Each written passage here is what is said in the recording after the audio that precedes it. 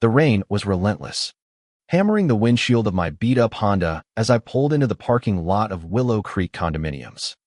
My heart was pounding, a mix of exhaustion and raw anticipation. After years of scraping by, working double shifts at the diner, I'd finally done it, saved enough to buy my first home. A small condo. Nothing fancy, but it was mine. Or so I thought. The keys jingled in my hand, cold and heavy, as I stepped out into the storm. The air smelled like wet asphalt and broken dreams. I didn't know it yet, but I was about to walk into a war I never signed up for. The lobby was eerily quiet, the kind of quiet that makes your skin crawl. My sneakers squeaked on the polished marble floor as I headed toward the elevator. That's when I saw her, Karen. She was perched behind the HOA desk like a vulture, her peroxide blonde bob as stiff as her smile. Her eyes locked onto me, narrowing slightly, like she was sizing up prey. "Can I help you?" she asked, her voice dripping with that fake sweetness you hear in bad customer service calls. I held up my keys, forcing a smile. "I'm Mia. Just moving into 4B today." Her smile twitched, and something dark flickered in her eyes. "4B? Oh, honey, there must be some mistake." Mistake? My stomach dropped like I'd just missed a step on a staircase. I fumbled for the paperwork in my bag. The contract I'd signed 3 weeks ago, still crisp despite the rain. "No mistake," I said, sliding it across the desk. I closed on 4B. "Here's the deed."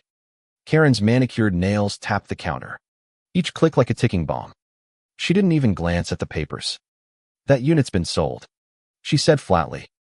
"To someone else. You'll need to leave." The words hit like a punch to the gut. Sold. My condo. The one I'd poured every dime into. My vision blurred. Not from the rain, but from the rage bubbling up inside me.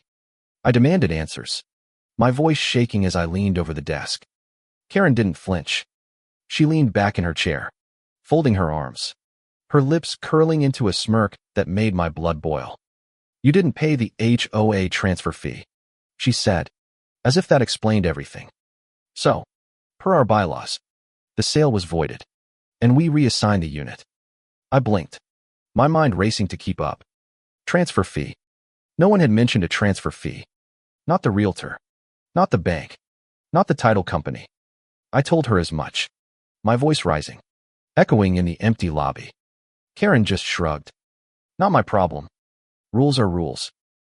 That night, I crashed on my sister's couch, the weight of it all pressing down on me like a physical thing. The condo was gone. My savings. Gone. And Karen. She was untouchable, sitting pretty behind her HOA throne. I could still hear her voice. That smug lilt. Like she enjoyed watching me crumble. I lay awake, the hum of the city outside blending with the ache in my chest. Every creak of the apartment building felt like a taunt. I wasn't just angry, I was humiliated. But I wasn't done. Not yet. The next morning, I marched into the local library, my laptop balanced on a wobbly table, and started digging. Hours blurred into a haze of coffee and legal jargon. Reddit threads, housing forums, public records, anything I could find on Willow Creek's HOA.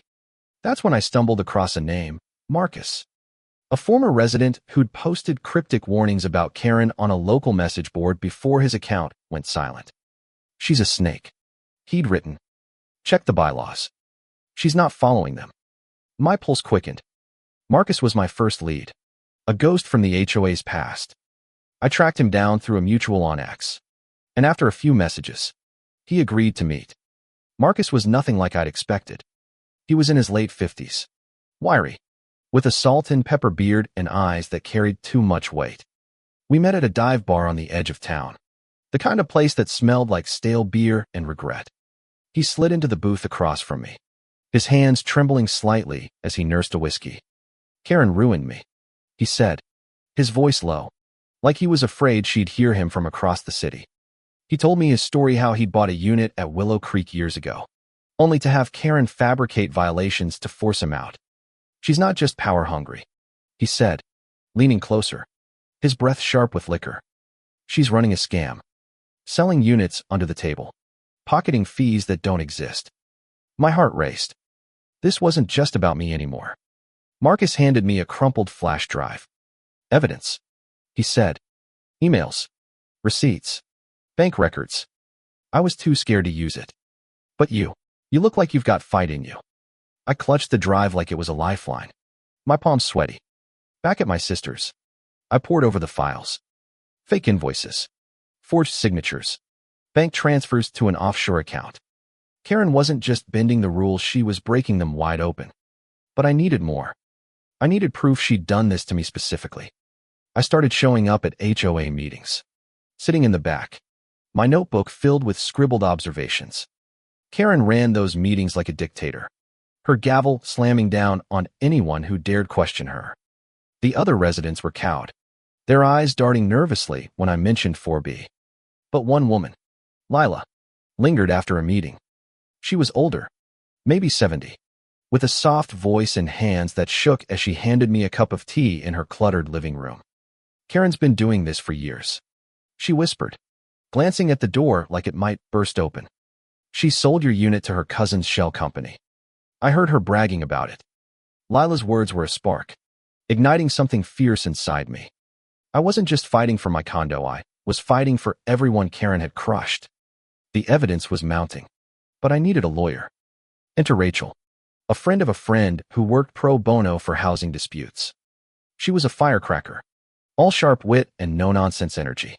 Her office a chaotic mess of case files and empty coffee cups. This is a gold mine, she said, scrolling through Marcus's files, her eyes gleaming. We're not just going after Karen. We're taking down the whole HOA board. My chest tightened with hope, but also fear. This was bigger than me now, and the stakes were climbing.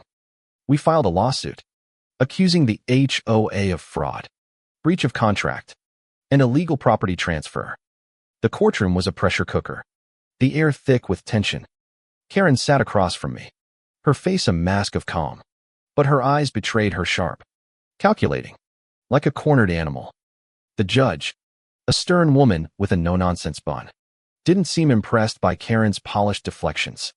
Rachel laid out the evidence like a general presenting a battle plan, Marcus's files, Lila's testimony, my deed, and a paper trail of Karen's fake fees. Each piece was a brick, building a wall that Karen couldn't climb. But Karen wasn't going down without a fight. She hired a slick attorney who painted me as a deadbeat, a liar who'd faked her paperwork to scam the HOA. The accusation stung, like salt in an open wound. I could feel the jury's eyes on me, judging, doubting. My hands shook as I took the stand, the wood of the witness box cold under my palms. I told my story every sleepless night, every dollar I'd saved, every dream I'd pinned on that condo. My voice cracked, and I didn't care. Let them see me break. Let them see what Karen had done. Then came the twist.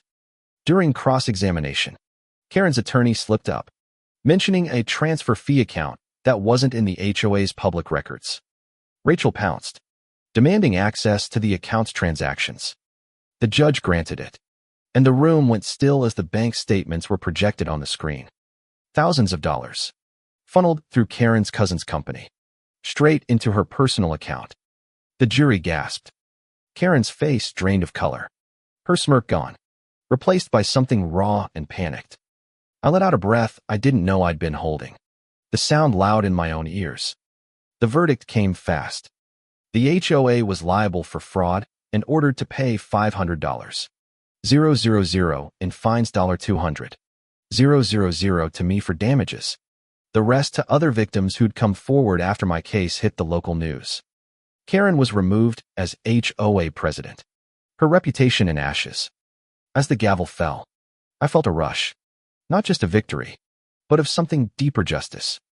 I walked out of the courthouse into the sunlight, the air crisp and clean, like the world had been washed new. My condo was mine again. But more than that, I'd taken back something Karen could never steal, my fight. I moved into 4B a month later, the walls still bare but full of promise.